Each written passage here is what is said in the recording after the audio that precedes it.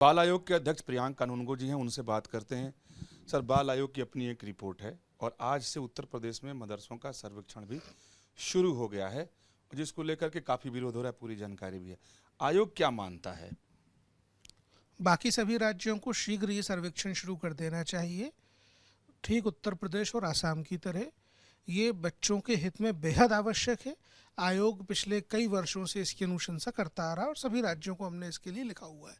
तो मेरी बाकी सभी राज्यों के मुख्यमंत्रियों से, प्रमुख मुख्य सचिवों से ये विनती है कि वे भी अपने अपने राज्यों में इसको शीघ्र प्रारंभ करें। लेकिन इस तरह के सर्वेक्षण का विरोध कर रहे लोगों का आरोप है कि आप तो अल्पसंख्यकों के शिक्षा का अधिकार छीन रहे हैं, मदरसे में तो पढ़ाई ही होती है। देखिए, मदरसों में जो हमारी रिपोर्ट में हमको मिला है, 1 करोड़ 10 लाख बच्चे ऐसे हैं जो फंडामेंटल एजुकेशन से महरूम हैं, जिनका आर्टिकल 21A में मिला शिक्षा का अधिकार डिप्राइव हो रहा है। इसलिए बेहद ज़रूरी है कि सभी बच्चों को शिक्षा मिले। सबसे पहले बच्चे देश के बच्चे हैं, उसके बाद में हिंदू के बच्चे और मुसलमान के बच्चे। और देश के सारे बच्चों का जो जो मुस्तकबिल तय करेगा वो देश का संविधान तय करेगा। तो आइन से बड़ा कुछ भी नहीं है, संविधान से बढ़कर कुछ भी नहीं है। इसलिए संविधान ने अगर ये तय किया हुआ है कि बच्चों को शिक्षा का अधिकार मिले तो उनको दिलवाना होगा। इसलिए बेहद ज़रूरी है कि बच्चों की सुरक्षा, शिक्षा, संरक्षा, पोषण ये सुनिश्चित करने के लिए ये सर्वे हो जाए। तो सवाल उठता है कि सर्वे से क्या लाभ मिलेगा, क्या क्या फ़ायदे मिलेंगे सर्वे होने से?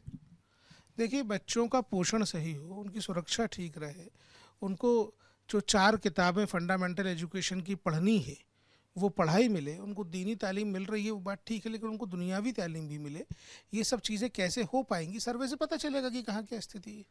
यानी इसका ये भी मकसद है क्या कि जो अनमैप्ड है वो मैप पे आ जाएगा, पूरी जानकारी आ जाएगी, या कुछ?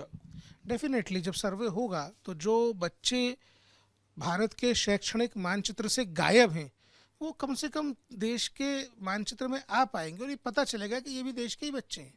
सर, सिलेबस को लेकर के भी बाल आयोग ने अपनी कुछ बातें कही हैं जो मदरसे में पढ़ाए जाते हैं। डेफिनेटली जो अनमैप्ड मदरसे, अनरिकग्नाइज मदरसे हैं, उनमें औरंगजेब के ज़माने का बनाया हुआ सिलेबस चलाया जा रहा है और उनको फंडामेंटल एजुकेशन जो मिलनी चाहिए, जो आर्टिकल 21 ने मैंडेट देता है, उसके बारे में नहीं बताया जा रहा है। इसलिए बेहद ज़रूरी है कि सर्वेक्षण हो जाए। आप इसके पक्ष में हैं?